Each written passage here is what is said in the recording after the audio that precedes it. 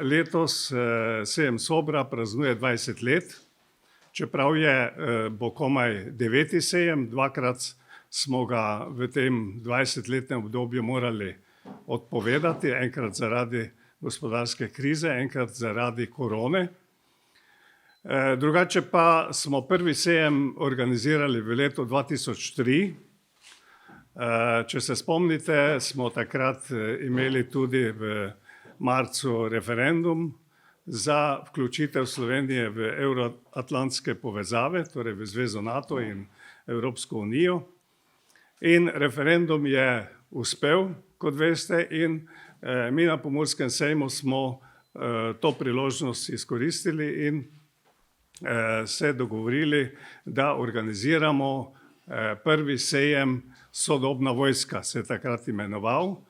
Kajti vključitev v evroatlantske povezave je pomenila tudi velike spremembe, ne samo v političnem sistemu oziroma v političnem delovanju Slovenije kot take, ampak seveda predvsem v delovanju inštitucij in še posebej inštitucije, kot je Slovenska vojska. Slovenska vojska se je začela pripravljati na poklicno vojsko. In to je bil tudi glavni povod, da takrat ta sejem organiziramo. No, že pri naslednjih sejmih so se vključile tudi ostale inštitucije, ki pokrivajo seveda obrambo, varnost, zaščito in reševanje. Da je Radgona tisto mesto, kjer smo organizirali prvi in vse dosedanje sejme, je več razlogov. Predvsem pa to, da je tukaj primerna lokacija za tovrstni sejem in pa še bolj to, da ni potrebno, da je vse v Ljubljani ali v večjih mestih, kajti prav varovanje, obramba se dogaja v prvi vrsti na obmejnih področjih.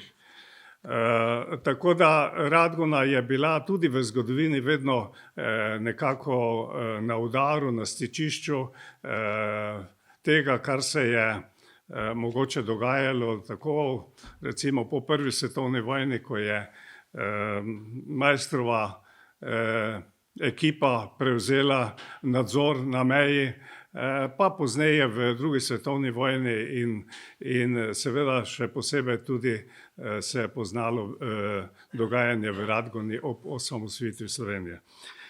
Tako da velikokrat v tem 20-letnem obdobju se je postavljalo vprašanje, ali Radgona ali neka druga lokacija. Do sedaj smo vedno znali prepričati vse inštitucije, da je Radgona pravo mesto za to prireditev. Mi bi vsi najrajši bili, če teh inštitucij nikoli ne bi uporabili, ampak kruta resnica je ta, da te inštitucije vedno pogosteje uporabljamo. Še posebej v zadnjem obdobju, ko ne samo zaradi klimatskih sprememb, ampak tudi zaradi drugih sprememb imamo tako naravne nesreče, kot so poplave, požari, tudi potresi in tako naprej. Tako da te inštitucije še posebej potrebujemo. Tudi vojne niso daleč od nas, tako da pravzaprav je prav, da imamo neko zavest, da imamo urejene sisteme tega varovanja in da smo lahko na nek način varni. No, letošnja Sobra je poleg teh inštitucij pritegnila tudi zelo obsežni del tistega dela, ki mu rečemo komercialni del, to se pravi razstavljavcev, ki pokrivajo opremo to se pravi, ki so dobavitelji opreme, tudi oborožitve in tako naprej, ki jih te inštitucije potrebujejo. 120 razstavljavcev oziroma 120 razstavljavcev je letos prisotnih na tem sejmu, ki prihajajo iz 11 držav in zasedajo 5900 kvadratnih metrov zaprtih površin in 11.000 kvadratnih metrov zunanjih razstavnih površin. Za dinamične predstavitve, ki so tudi tokrat nekako v ospredju, pa je na voljo kar 35.000 kvadratnih metrov.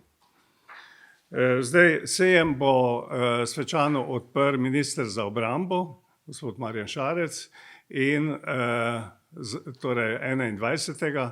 in svečano zaprl minister za notranje zadeve Boštjan Poklukar.